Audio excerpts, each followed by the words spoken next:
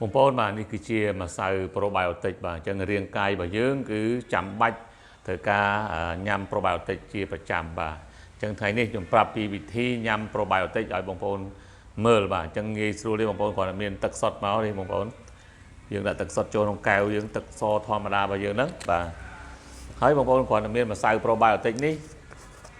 បងប្អូនគេមានស្លាបព្រាគេនៅក្នុងនេះម្សៅនេះបាទបងប្អូនគេបាទ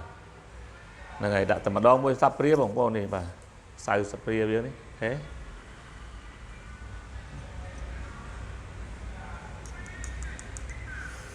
បាទរួចរាល់បងប្អូនអញ្ចឹងបងប្អូនកូរឲ្យសព្វមក